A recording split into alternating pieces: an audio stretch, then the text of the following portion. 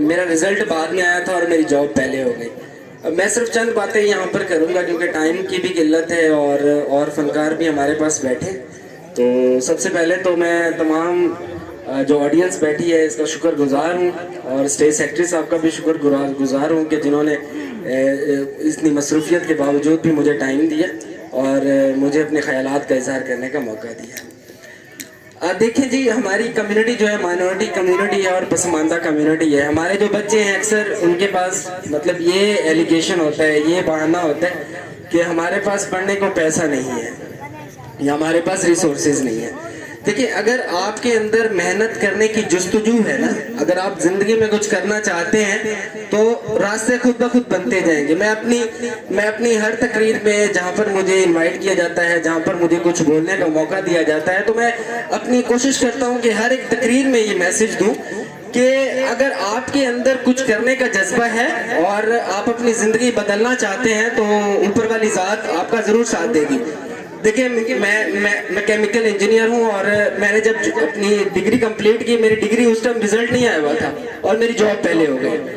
तो बड़ी मुश्किलात देखी। यूनिवर्सिटी में जब पढ़ रहे थे तो उस टाइम मैं, जैसा कि इन्होंने बताया कि मेरे जो फादर हैं इज अ कोपलर, वो मोची का काम करते हैं, लेकिन फिर भी मैंने मेहनत की और पूरे जिला रहीम खान से मैं पहला हिंदू कम्युनिटी का बच्चा था जिसने ऑक्सब्रिज स्कूल जो कि प्राइवेट इंस्टीट्यूट है वहाँ पर मैंने स्कॉलरशिप पे पढ़ा।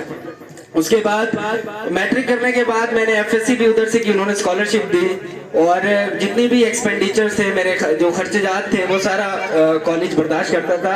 और जब मेरा एफएससी का रिजल्ट आया था तो पूरे कॉलेज में मेरी सेकंड पोजीशन थी। और उसके बाद अब यूनिवर्सिटी में आ गए तो यूनिवर्सिटी की भी उस टाइम मेरी स्कॉलरशिप लग गई थी। मैं यूनिवर्सिटी में फीस देता नहीं था, उल्टे यूनिवर्सिटी मुझे स्कॉलरशिप दिया करते।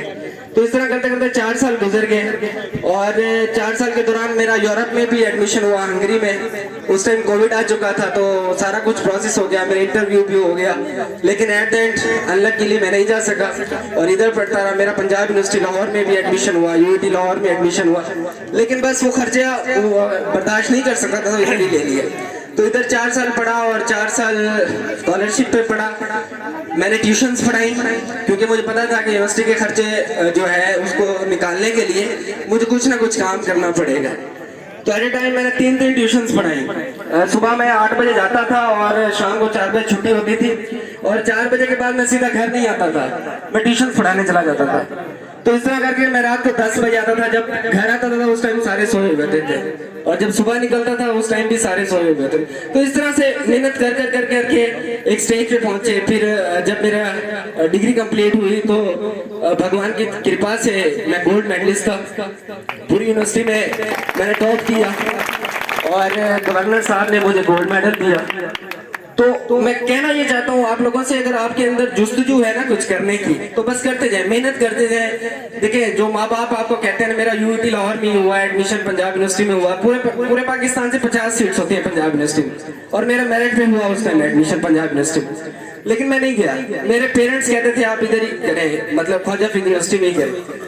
तो बाज़ औक़ात हमें लगता है कि जो हमारे पेरेंट्स हमारे बारे में सोच रहे हैं ना, वालिदैन हमें लगता है कि वो हमारे बारे में जो सोच रहे हैं वो सही नहीं सोच रहे हैं। अब मुझे लगता है कि मैं उस टाइम यूनिवर्सिटी गया होता लाहौर तो अच्छा था, उस टाइम लगता था, लेकिन क्योंकि अम्मी अब्बू ने कहा कि आप इधर पढ़े तो मैं इधर पढ़ता रहा। और देखिए, मैंने जैसे ही मुकम्मल की अपनी तालीम, मेरी जॉब पहले हो गई।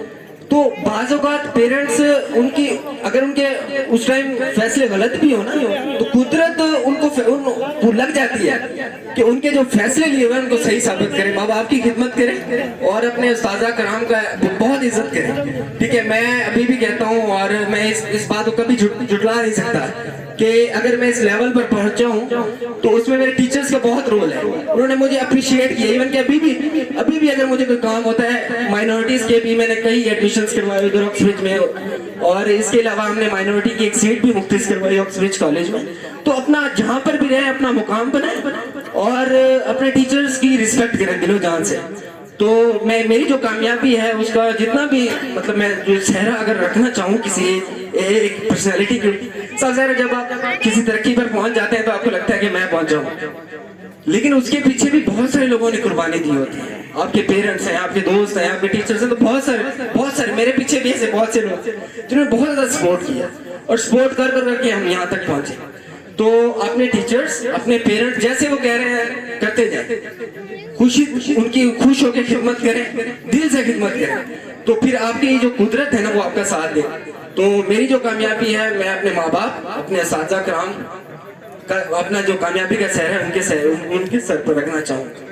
तो बहुत शुक्रिया तमाम लोगों का कि उन्होंने सुना, और तमाम स्टूडेंट्स से मेरी गुजारिश है मेहनत करें, किसी देखें कोई बहाना ना बनाए। मैंने अब गवर्नमेंट से जाकर भीख नहीं मांगी कि मुझे जॉब दे दे, मैंने यूनिवर्सिटी वाले के सामने भीख नहीं मांगी कि मुझे गोल्ड मेडल दे दे।